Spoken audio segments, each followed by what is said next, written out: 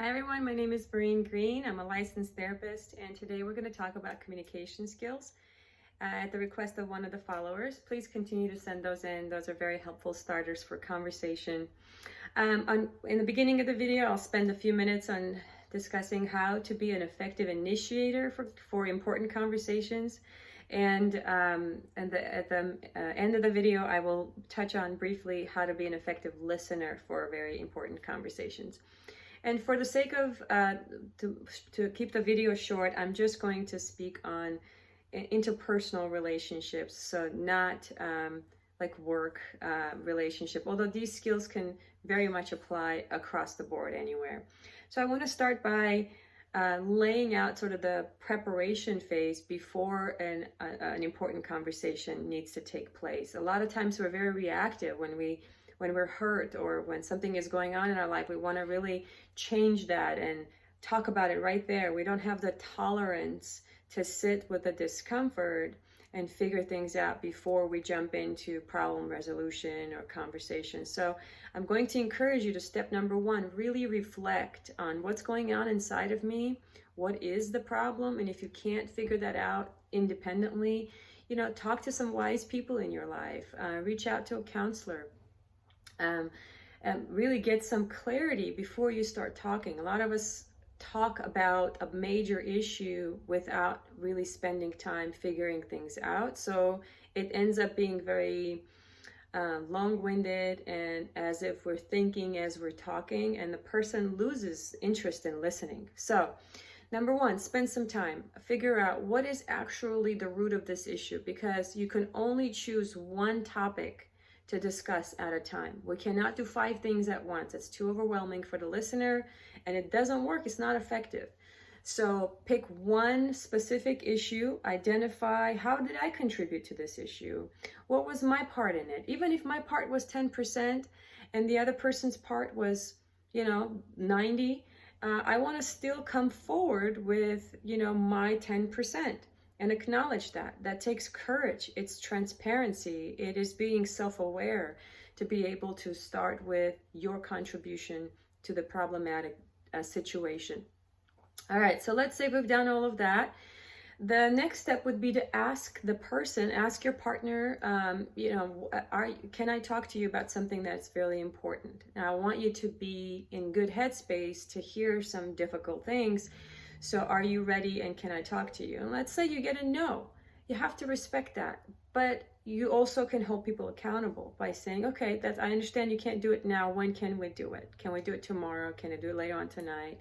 And if the person constantly pushes that away, then that's a topic for another conversation. But let's say eventually they agree to have this conversation with you. You're prepared, they're in good headspace, you have your one topic. Now I want you to tell them, this really matters to me, 0 to 10, 10 being most important, at level 8 or 7, whatever it is for you, so that your partner can really hear that this is important and perk up their ears. This isn't a light issue. I really want to pay attention to my partner's topic of conversation. So rate that. I know that sounds maybe sometimes superficial, but it really gives the other person an idea of, okay, this is how important this is for me. And then, guys, one common mistake is we start just talking. I need you to give the listener a job. Tell them what you want from them. I want you to just listen. I will stop periodically and check in to make sure you are hearing me. So I just want your ears today. I say this to my husband very often.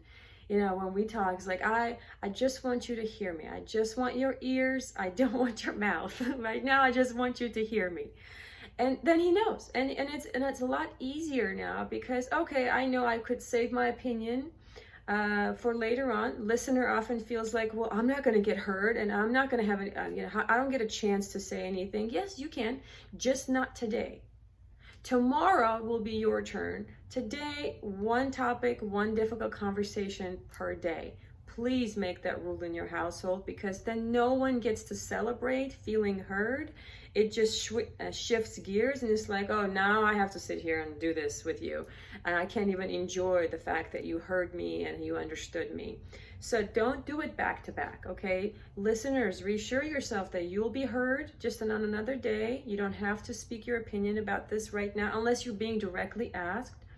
And initiators, make sure you remember that whatever you're bringing up, it matters to you. And just because it matters to you at this 8th level, it does not have to matter to your partner at an 8th level.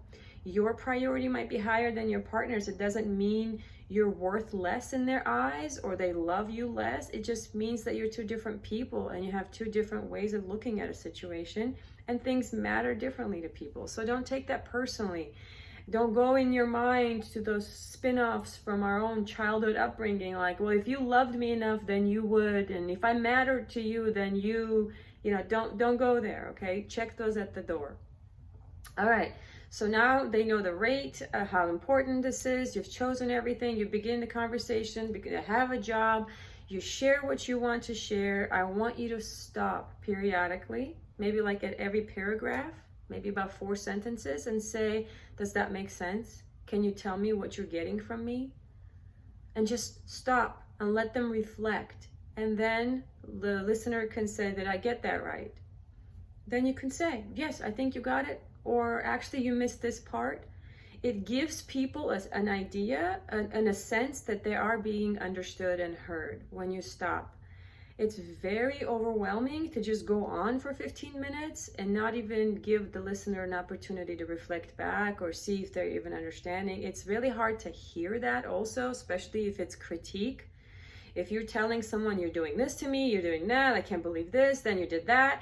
It is for, you know, and without stopping and checking it and in with the person, that's already so hard to hear. You really are not giving them a chance to be effective, all right? So stop every paragraph, check in, and continue on until the topic is done. In the end, when you feel like you've said all that you need to say, you just say, yeah, thank you, that's it, and close the conversation. Once I was in a listener role with my husband. In the end, it was really hard. It was really hard to hear feedback about me that I wanted to defend, and the critiques that I wanted to correct because I didn't see it the same way. But I listened, and in the end, I was able to extend and say, do you want a hug? And he was like, yeah, this was actually nice. I think I can talk to you more often about these types of things. So it really grows closeness instead of distance in relationships when the listener can non-defensively listen and the initiator is very clear about what they're delivering, very intentional, has a goal, and it's not a bitch session about how this other person has done them wrong or all the mistakes and failures of the other person and what they need to change, etc. All right, so that's for the initiator. Now, the listener, you have to take ownership of your own boundary of saying no when you're not ready to hear. I listen and talk for a living. Sometimes I have to tell my partner, no, I actually cannot hear you right now. And we had a conversation about this a couple of years ago, and he's like, well, you listen for a living, but you couldn't listen to me. And I had to clarify, like, I really want to hear what you have to say, but I won't be listening to you. It'd be in one ear and out the other when I am not mentally there. If I want to be authentic with who I am, then I have to choose the right time to listen, because I know that my body and my brain is not exhausted. It could be fully present for you, and whatever suffering you have going on, I can be fully present with you. So make sure, Brene Brown's words, boundaried people are the kindest people. Our previous video on boundaries, we've talked about how to set those effective boundaries where we are in charge instead of requesting other people to change for our sake. It's my job to say, honey, I'm not ready right now to have that conversation. I would love to hear what you have to say. You matter to me. You're important. And why don't we try this in a couple hours? Or why don't I come to you tomorrow? And I do want to hear what's going on. It's a very different atmosphere when you approach things with tenderness. We're missing a lot of that in our marriages, right? So So you get to say no and don't feel guilty for saying no, but then also hold yourself accountable or allow them to hold you accountable by giving time when you can listen. And your job, really, as it gets assigned, regardless of whether it's advice or just listening, you have to keep in mind being curious about the other person's experience. Sometimes when we hear difficult things about us, we want to jump into explanation mode. That is a form of defensiveness, my listeners. Please know that. If I want to tell you why I did what I did, it is because I don't want you to see me as this kind of a person that I feel like you're seeing me as. And that makes me feel uncomfortable. So out of my own discomfort, I want you to know something different about me. So let me tell you X, Y, and Z, so then you don't think this way about me. Well, this is not about you, listener. This is about the initiator. You can do that the next day. Give yourself that mental break saying, okay, this is not about me. This problem is not my problem. This problem is my partner's problem. And I get to just show up for their suffering. If we as partners cannot show up for our loved one's suffering, then who are they supposed to share it with? If we are too guarded, too defended, too closed off, we're not allowing them to be transparent with us because it hurts our feelings to hear something negative about us, then where is our relationship going to go? How can I practice curiosity? How can I say, tell me more about that? It sounds like when I do X, it really leads to, for you to feel poorly or sad or whatever. Regardless of my intentions, it sounds like this landed this way for you. Really acknowledging their suffering, their experience. Tell me more. When I did this, did that also hurt your feelings too? Was this also painful? Now you're making it about them instead of defending your position, defending where you stand and your opinion about what they're saying.